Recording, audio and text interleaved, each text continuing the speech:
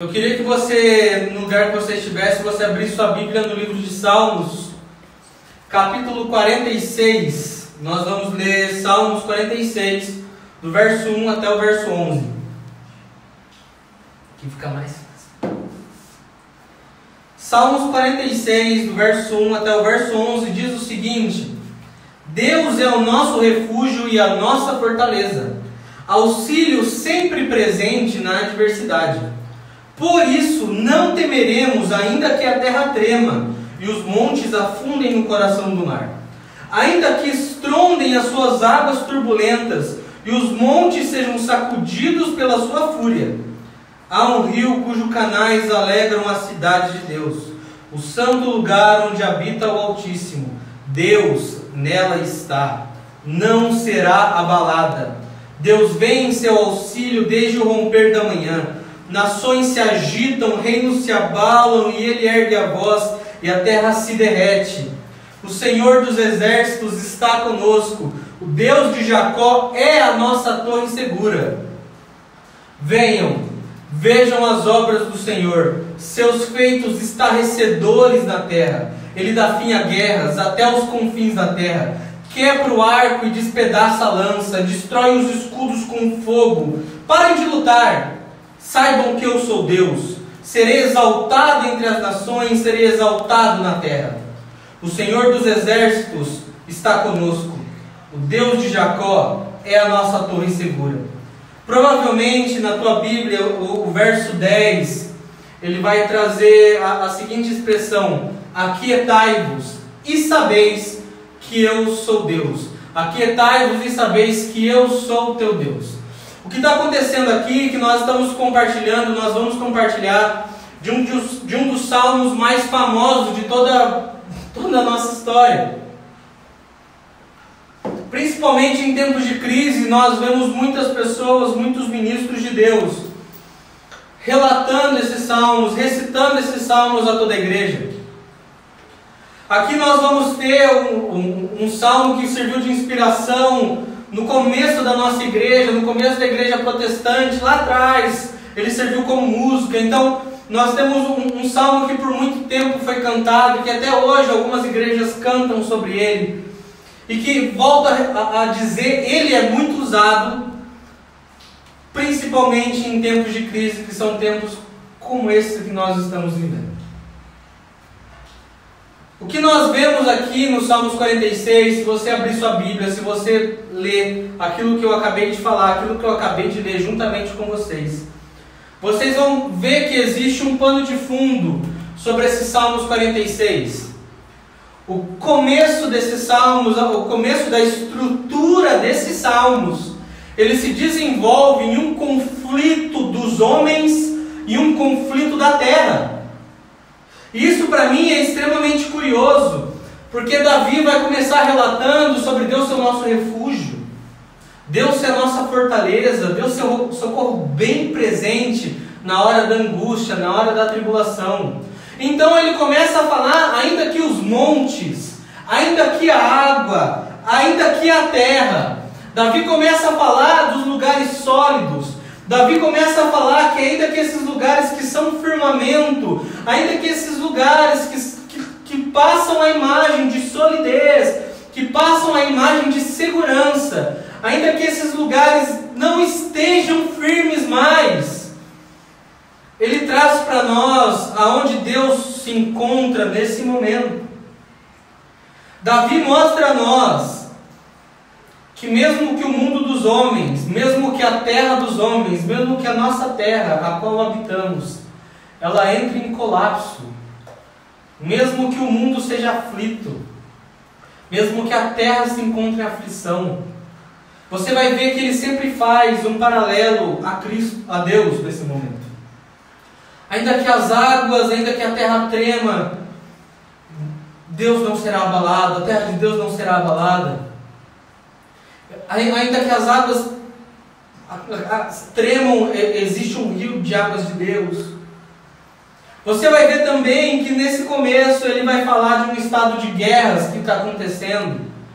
Então a gente pegando esses Salmos 46, a gente vai ver que no começo Davi vai fazer o seguinte: ele começa dizendo: Deus é o meu refúgio, a minha fortaleza, é o nosso socorro, bem presente na hora da angústia.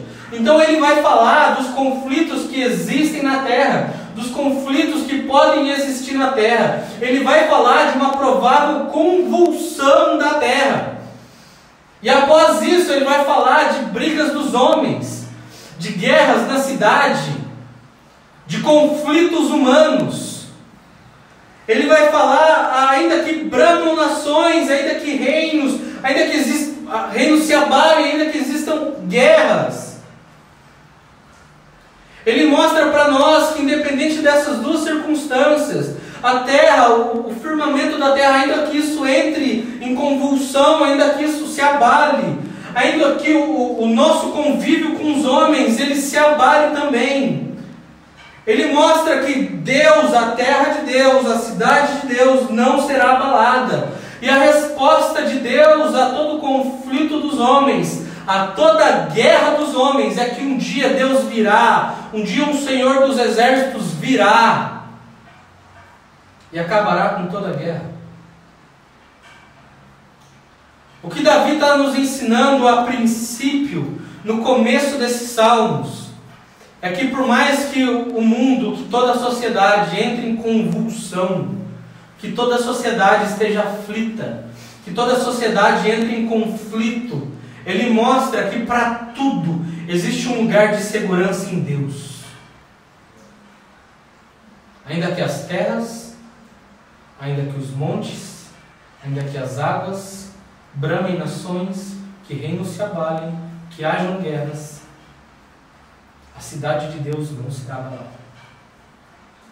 Deus virá e acabará com as guerras. Davi nos mostra a certeza e o firmamento que existe em confiarmos em Deus. A beleza que existe em estarmos em Deus. Que por mais que tudo aquilo que nos traga segurança entre uma situação de calamidade, como é que nós estamos vivendo hoje. O Brasil hoje, infelizmente, está vivendo uma situação de calamidade. Ainda que todo o Brasil viva uma situação de calamidade, que estejamos preocupados, que estejamos desesperados, Ele nos mostra uma segurança tamanha em Deus, que deve ser um motivo que nos faz permanecer nele, saber que, ainda que montes se abalem, ainda que a terra trema, ainda que reinos entrem em guerras, em Deus existe segurança. Como eu disse no começo, talvez na sua Bíblia, o verso 10 traga: aquietai-vos e sabeis que eu sou Deus. E provavelmente nós, por muito tempo, a gente enxergou aquietai-vos da seguinte maneira: apenas uma palavra de consolo de Deus. É como se Deus estivesse nos consolando. Não, calma e fique sabendo que eu sou Deus. Calma o coração. Só que a realidade é que essa palavra, nessa aplicação do texto, ela não está trazendo essa ideia. A ideia que ela traz é de uma voz de ordem, é de uma voz imperativa. Não seria Deus apenas dando uma palavra de consolo: acalma o seu coração, filhinho, e sabeis que eu sou Deus. É Deus dizendo: acalmem o teu coração, porque eu sou Deus. É Deus dando uma ordem, assim como Jesus fez em Marcos 4,39. Jesus diz: e ele despertando repreendeu o vento e disse ao mar: cala-te, aquieta-te. E o vento se aquietou. E houve grande mudança. O que Jesus está nos ensinando, o que Deus nos ensina nesse momento, é que o aquietar dele não é apenas uma palavra de consolo no momento de dificuldade, mas é uma ordem dele, é uma voz de ordem dele, dizendo: fiquem quietos, acalmem-se. Como um pai que chega ao filho, que vê o filho desesperado por tantas coisas, como um pai que vê seus filhos desesperados, ele diz: calma, está tudo sob controle. É isso que Salmos está falando para a gente. É isso que Davi escreve para que nós possamos entender Não é apenas um consolo de Deus no momento difícil. Não! Mas é Deus dizendo a nós: para um pouco, fica quieto um pouco, para saber que eu sou Deus. Aquietem-se um pouco para saber que eu sou Deus. E talvez esse seja um dos grandes dilemas e problemas que nós enfrentamos nesse tempo. Nós somos e temos visto uma geração que é extremamente autoconfiante. Nós temos visto uma geração que é extremamente agitada, que o seu grande problema é o silêncio. Que o seu grande problema são os momentos de quietude.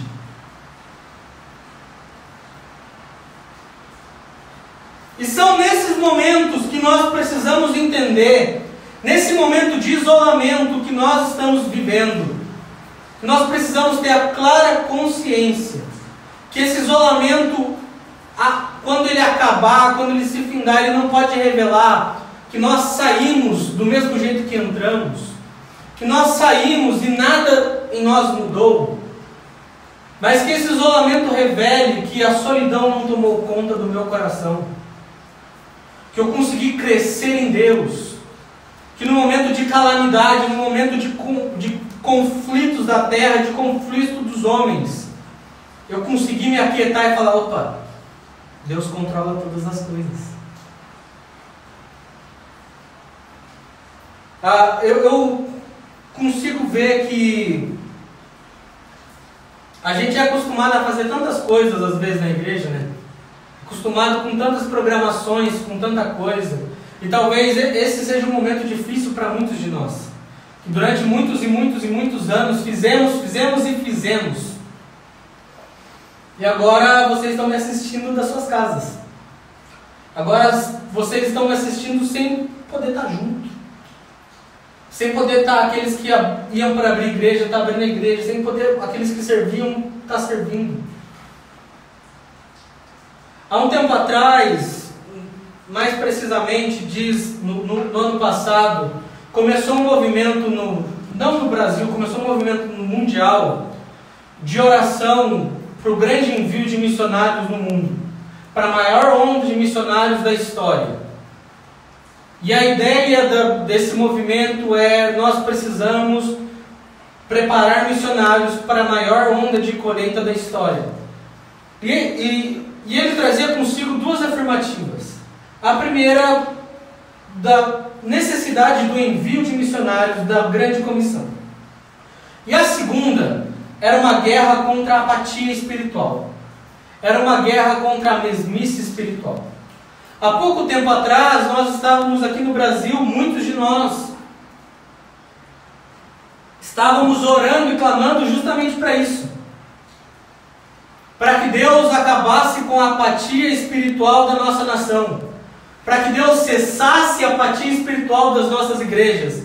Para que Deus nos enviasse como missionários. E a primeira coisa que acontece para todos nós é que nós voltamos às nossas casas. Nós ficamos reclusos nas nossas casas. Eu acho isso maravilhoso, dado o contexto, que é um contexto de preparação. É Deus se importando, aproveitando-se desse momento, se importando conosco, para que a guerra contra a apatia espiritual ela realmente tenha começado. Para que nós não sejamos cristãos que vivem de programação. Para que nós não sejamos cristãos que vivem de agenda. Para que nós não sejamos cristãos que vivem apenas de orar no culto e os outros dias tanto faz.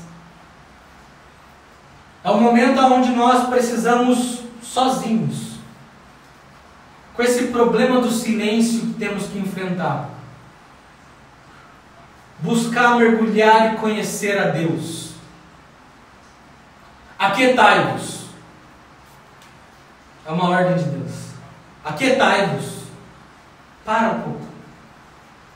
Então saibam que eu sou Deus, exaltado entre as nações, exaltado sobre toda a terra. Antes de Deus enviar missionários, antes de Deus nos enviar, Ele está primeiro corrigindo a nossa rota. Ele está primeiro corrigindo os nossos ponteiros, corrigindo coisas que são fundamentais na nossa vida. O que nós precisamos como cristãos é travar uma luta contra a apatia espiritual nas nossas casas. Quantos de nós, por muitas vezes, reclamávamos: mas eu não tenho tempo para orar, mas eu não tenho tempo para ler a Bíblia, eu não tenho tempo para nada disso. Querido, o que você mais tem agora é tempo. O que você mais tem de sobra agora é tempo. O seu problema talvez não seja o tempo, o seu problema talvez seja a solidão. O seu problema talvez não seja a falta de tempo ou o excesso dele, mas sim o silêncio. Nós temos uma grande dificuldade como geração de aprender a lidar com o silêncio. E Deus diz, antes de conhecê-lo, antes de saber quem Ele é: calma, se aquietem. Antes de que venhamos a pensar e fazer muito barulho, Deus diz: primeiro vamos para o silêncio. Primeiro para. Primeiro para de se mover apenas por programação. Primeiro para de achar que ser cristão é só ir na igreja. Primeiro para de achar que cristianismo, evangeliquismo é só frequentar cultos ou coisas do gênero.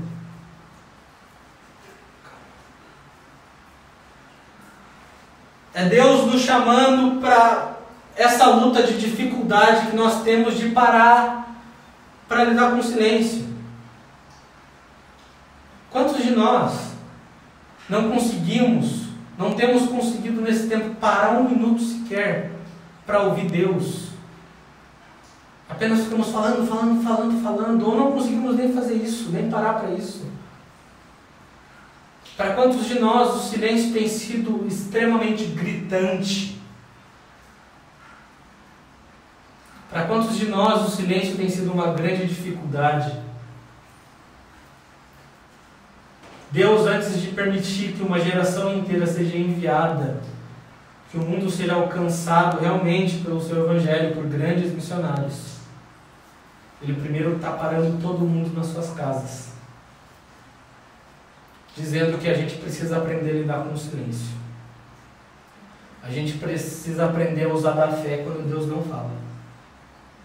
A gente precisa aprender a crescer e amadurecer em Deus, mesmo que a gente não veja a resposta. Mesmo que a gente batalhe e não veja nada.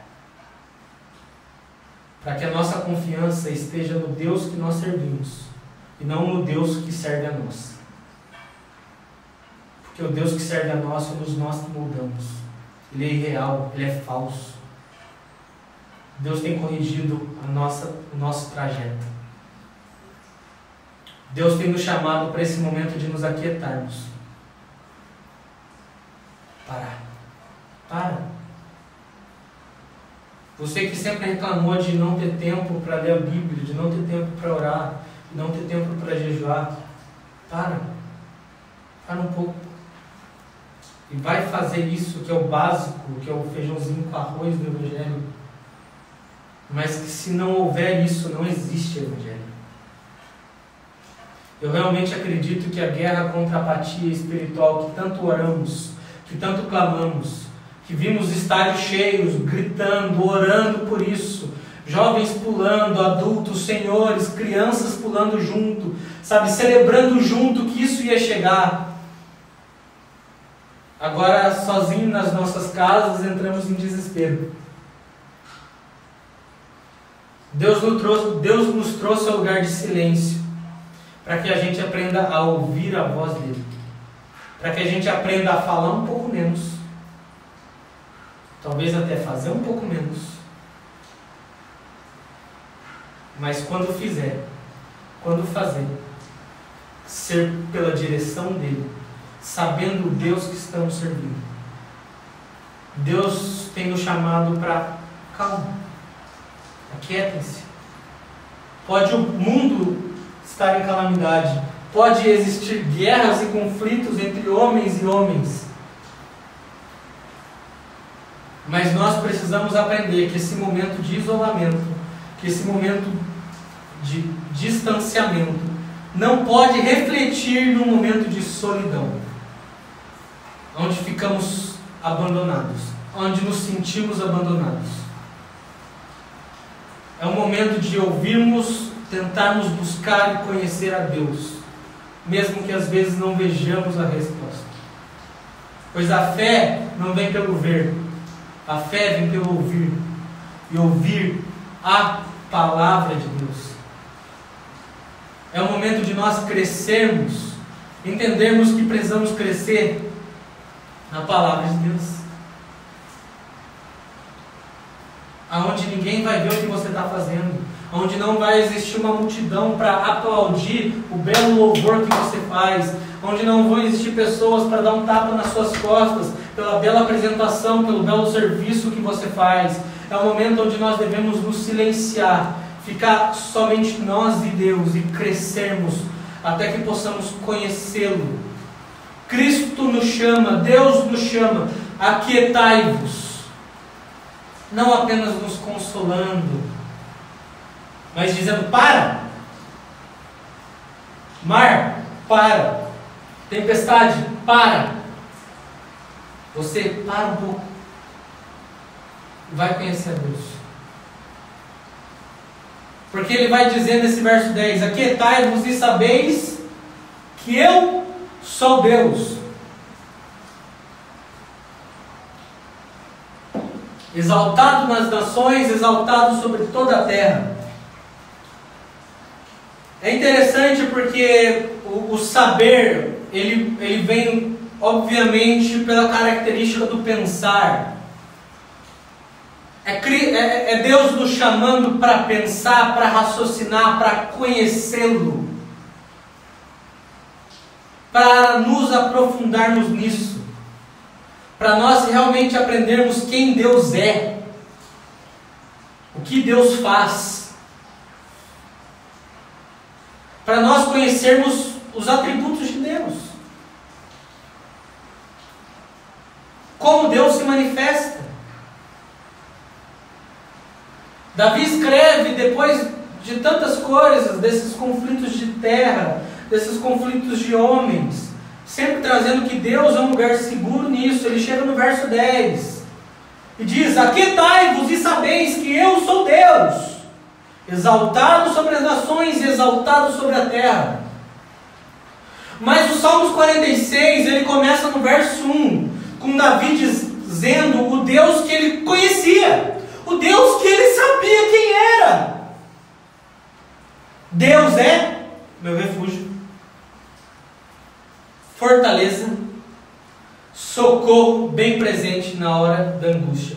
Por que Davi fala que Deus é refúgio, que Deus é fortaleza e que Deus é socorro bem presente na hora da angústia? Porque esse Deus do verso 10, e sabeis que sou Deus, é esse Deus que Davi conheceu, é esse Deus que Davi experimentou. É interessante ver que no costume judeu, no costume de Israel, as leis funcionavam um pouco diferente das que são hoje para nós. Passou-se muito tempo da época de Davi até nós, isso é óbvio. Muito, muito tempo. E com isso, muita coisa mudou. Entre essas coisas, a lei jurídica mudou. O jeito de se tratar, as leis naquela época eram diferentes da que eram hoje. E é interessante porque Davi faz a afirmação de Deus ser o nosso refúgio. Em Deuteronômio 19, do verso 4 ao 7, diz: este é o caso em que o homem que matar outro poderá fugir para salvar a vida. Se matar seu próximo sem intenção, sem que houvesse inimizade entre eles. Por exemplo, se o homem for com seu amigo cortar lenha na floresta, e ao levantar o fugir para uma daquelas cidades na floresta, ao levantar o machado para derrubar a árvore, o ferro escapar e atingir o seu amigo e matá-lo, ele poderá fugir para uma daquelas cidades para salvar a vida. Do contrário, o vingador da vítima poderá persegui-lo enfurecido e alcançá-lo, caso a distância fosse grande demais, e poderia matá-lo. Muito embora este não merecesse morrer, pois não havia inimizade entre ele e o seu próximo. Por isso lhe ordeno que separe 3 cidades. O que está acontecendo aqui nesse texto de Deuteronômio? Ele tem total ligação com Davi falar que Deus é o nosso refúgio. O que acontecia na época da lei de Israel, da época do sistema jurídico de Israel, é que se uma pessoa matasse a outra por um acidente, que nós chamamos no Brasil hoje homicídio culposo, quando não há intenção de matar. Se uma pessoa estivesse lá cortando a árvore, e quando ela fosse fazer um movimento com o machado, a lâmina do machado saísse, atingisse alguém e o matasse, o que ela deveria fazer? Ela deveria buscar alguma dessas cidades que eram chamadas cidades refúgio. Por quê? Porque senão haveria um vingador daquela vítima, daquele que faleceu, e ele iria atrás dessa pessoa que matou para se vingar dele. Então o que eram as cidades refúgio? Eram algumas cidades que ficavam espalhadas por Israel.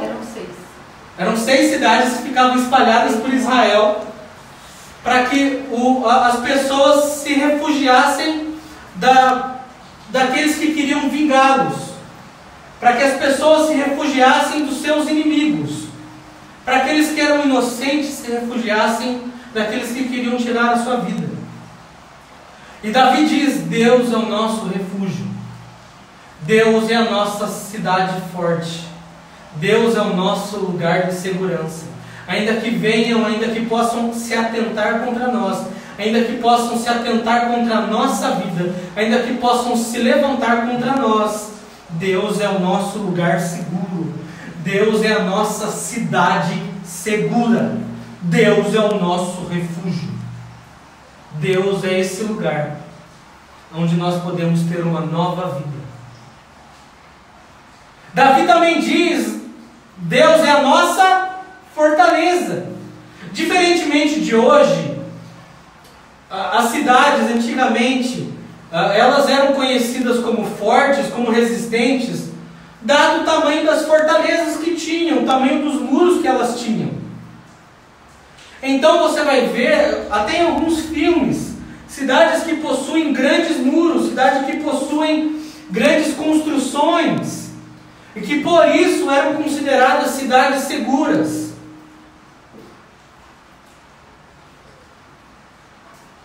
Para as cidades antigas, as suas fortalezas eram a garantia da sua segurança. Salmos 37, verso 39 diz: do Senhor vem a salvação dos justos. Ele é a sua fortaleza na hora da adversidade.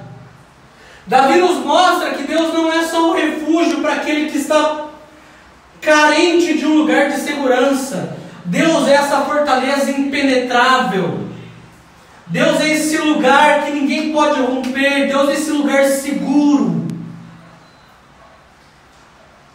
Deus é esse grande muro, esse grande firmamento, onde uma vez dentro dele estamos protegidos. Deus é, na sua eternidade, fiel, sólido, constante, para nos proteger e nos guardar do mal. Então Davi começa a apresentar esse: sabeis que eu sou Deus. No começo do texto, como eu disse, ele vai apresentar esses conflitos que existem, que pode existir um conflito no mundo, mas Deus é um lugar de segurança. Pode existir conflitos entre homens, mas Deus é um lugar de segurança. Pode tudo ao meu redor virar calamidade, pode tudo ao meu redor se convulsionar, pode tudo virar conflito. Deus é a minha segurança.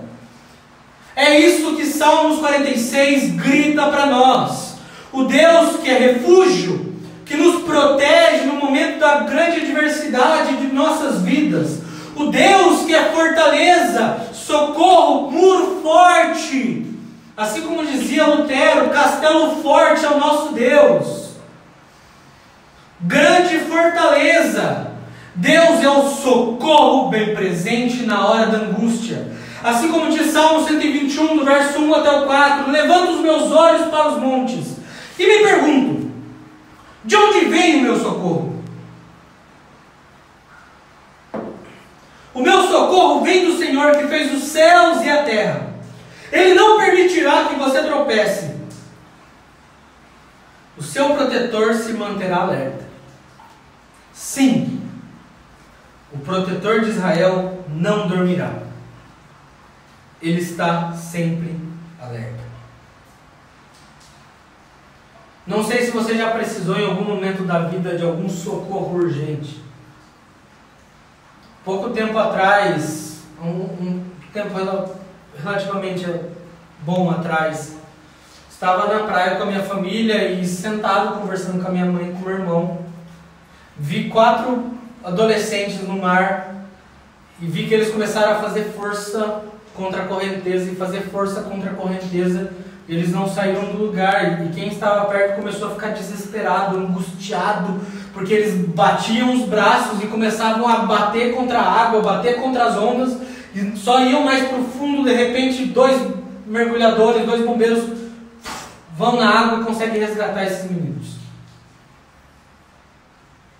No momento de maior desespero, no momento de maior angústia, em que podemos achar que estamos abandonados, que vamos morrer, que fomos esquecidos, Deus é sempre o nosso socorro bem presente no momento de angústia, no momento de tribulação. Deus é. Sabeis que eu sou Deus. Davi nos convida para conhecer quem Deus é. E você não vai conhecer quem Deus é apenas me ouvindo pregar, apenas ouvindo outros pregar, apenas ouvindo alguém cantar. Para você conhecer quem Deus é, você vai ter que se aquietar.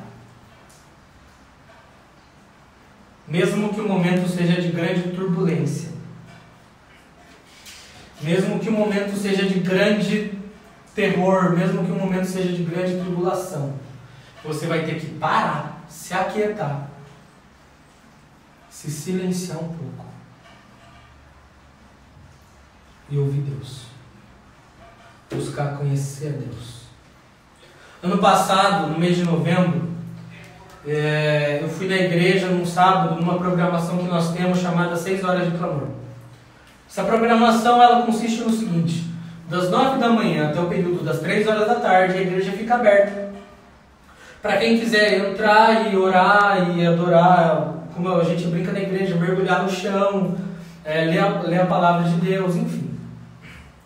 E eu lembro que eu me dirigi à igreja nesse dia, só que eu estava num dia muito distinto de todos os outros na minha vida. Naquele momento meu pai tinha sido recém-internado novamente, e todas as notícias que nós recebíamos não eram notícias boas. Então eu lembro que nesse sábado eu acordei extremamente aflito, porque na minha mente vinha que eu ia perder meu pai a qualquer momento. E eu estava desesperado, eu estava como aquele que mergulha no mar e não consegue voltar, pedindo, clamando por socorro. Eu estava como uma criança que procura o pai, desesperada, dentro de um grande ambiente, não consegue enxergar. Eu estava assim. Olhava, buscava, nada dava certo. Eu lembro que eu cheguei na igreja, no período da tarde, eu ia me dirigir até lá, uma cidade vizinha, para visitar meu pai na UTI. Eu falei, vou passar na igreja para orar um pouco. Que eu não conseguia parar, eu não conseguia me silenciar, eu não conseguia ficar quieto. Não. Então eu lembro que eu cheguei na igreja, como de costume, sentei na frente, curvei minha cabeça, eu só chorava. Mas só chorava. Tudo que tinha que pôr para fora eu fui colocando. E chorava. E no meio disso eu comecei a falar com Deus. Falei, Deus, me dá uma palavra, Deus. Deus, me dá uma palavra. Eu não preciso de um profeta para a mão na minha cabeça. Não. Eu só quero saber que o Senhor está aqui. Só quero saber que o Senhor está olhando por mim nessa hora. Eu só quero saber disso. Naquele momento, depois que eu falei isso, eu lembro que eu levantei e ergui minhas mãos. Um amigo nosso fazia louvor e adoração no momento, e eu fiquei quieto, porque eu não tinha que falar nada, porque eu entendi que eu devia silenciar, e eu fiquei quieto. Hora ou outra cantava, mas a maior parte do tempo eu fiquei quieto, com os braços erguidos, dizendo a Deus: Deus, a minha vida está de cabeça para baixo, Deus. Mas eu quero que o Senhor saiba que eu estou aqui. Mesmo que eu não ouça respostas, eu estou aqui. Mesmo que eu não veja milagres, eu estou aqui. Mesmo que eu não veja sinais, mesmo que eu não veja nada, mesmo que eu não te sinta, eu permaneço aqui. E ali fiquei um tempo parado, sem realmente sentir nada. Então acabou aquilo, eu fui entrar no carro para ir até o encontro do meu pai. Nisso, esse Salmo 46, ele veio como se fosse alguém me empurrando tanta verdade. E aí eu comecei a lembrar desses salmos, falando: o Deus que esteve com aqueles homens no fogo está comigo. O Deus que vê a terra tremer, o Deus que vê as águas se agitarem, o Deus que vê as guerras acontecerem, é o mesmo Deus que controla todas essas coisas. Naquele momento eu fui enchido de tamanha convicção de que Deus estava comigo. E eu sei que foi convicção de Deus porque eu não tinha força. Essa é real, não tinha força nenhuma. E eu lembro que eu me dirigi para o hospital, e dirigindo ao hospital, eu estava um amigo nosso, e eu compartilhei com ele essa experiência. Eu falei: eu estou tranquilo, porque eu sei que Deus está com a gente. Eu estou tranquilo porque eu sei que Deus está cuidando de todas as coisas. Passaram-se 2 meses, meu pai faleceu. Talvez aqueles que estão ouvindo esperassem outra história. Mas eu lembro que uma dessas conversas que eu tive com a minha mãe, que eu tive com o meu irmão após esse período, nós diversas vezes olhávamos para toda a situação e falávamos: olha como Deus cuidou de nós. Olha como Deus cuidou do seu pai. Olha como Deus preparou tudo com tanto carinho, com tanto zelo. Preparou uma despedida com tanto carinho. Olha como Deus esteve conosco todo esse tempo. Eu não vi o milagre acontecer. O milagre que eu orava acontecer. Eu saí dessa situação com uma convicção: que Deus é o meu refúgio. Deus é a minha fortaleza. Deus é o socorro bem presente na hora de maior angústia que nós podemos passar. Na hora da maior tribulação que nós podemos enfrentar. Mas Mateus, você não... Ainda que nós não vejamos, que nós possamos ver aquilo que Deus quer nos mostrar. Eu consegui claramente enxergar a bondade de Deus sendo manifesta em todo esse processo. O quanto Ele deu forças para mim, o quanto Ele deu forças e sustentação para minha mãe, para o meu irmão, para familiares meus. Eu lembro que quando nós estávamos se despedindo dele, eu virava para aqueles que eram mais próximos e eu falava: eu tenho tanta, mas tanta convicção de que Ele está no céu. Mas tanta convicção. Mas tanta certeza de que Ele está com Jesus. Que meu coração se encontra em paz. A saudade é normal, mas meu coração não se encontra aflito. Demorou 3 meses. Deus precisou, num processo de 3 meses, me ensinar a me aquietar. Não somente meu tempo, não somente as minhas ações, mas os meus pensamentos. Para saber, assim como diz aquela música: se Ele fizer, Ele é Deus. Se não fizer, Ele é Deus. Se o mar se abrir, Ele é Deus. E se não se abrir, Ele continua sendo Deus.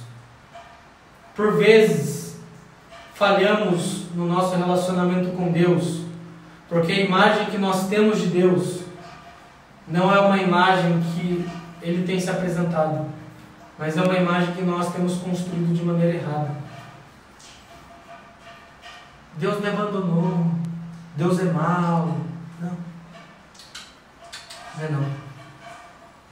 Aquietai-vos, você aflito de coração, você desesperado por causa de alguma situação, e saibam que Deus sempre esteve conosco.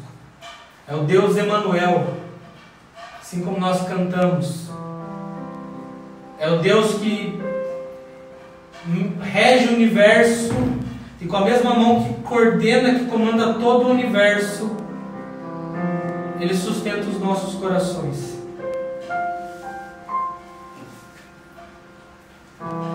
A minha pergunta para você nessa noite, a minha pergunta para vocês que me assistem nessa noite, nessa tarde ou nessa manhã: quem Deus é para você? Quem Deus é para você? Porque se você não tiver uma clara definição, se você não construir quem realmente Deus é para você,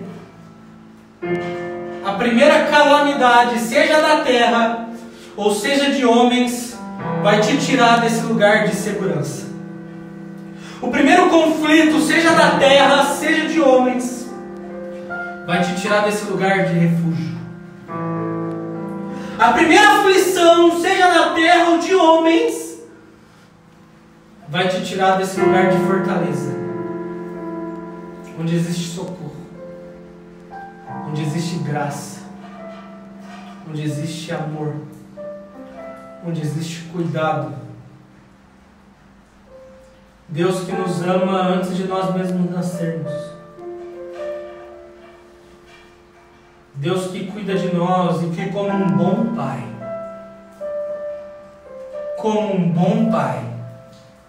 diz para nós, seus filhos, suas filhas: acalmem-se e saibam que eu sou Deus. Quem Deus é para você? Jesus, nós oramos, Pai, que Teu Santo Espírito fale aos nossos corações. Que Teu Santo Espírito, Pai, fale aos nossos corações. Ao coração do aflito, ao coração do perdido, ao coração daquele que tem passado por momentos de tribulação, aquele que se encontra em pânico, desesperado. Que nós possamos reconhecer quem Tu és. Que Tu és o nosso refúgio, fortaleza, socorro bem presente. Que nós possamos reconhecer quem Tu és. Que no momento de grande aflição, Jesus, que no momento de grande temor, que no momento de grande terror, possamos nos aquietar. E que a solidão não grite mais alto do que os momentos de solitude contigo. Que o isolamento não sirva para demonstrar que nós nos encontramos perdidos.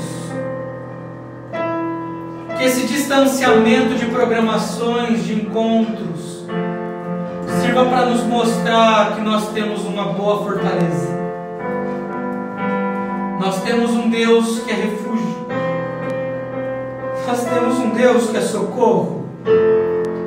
Nós temos um Deus que é um bom Pai e que zela por nós. Calmem-se. Reconheçam quem Deus realmente é.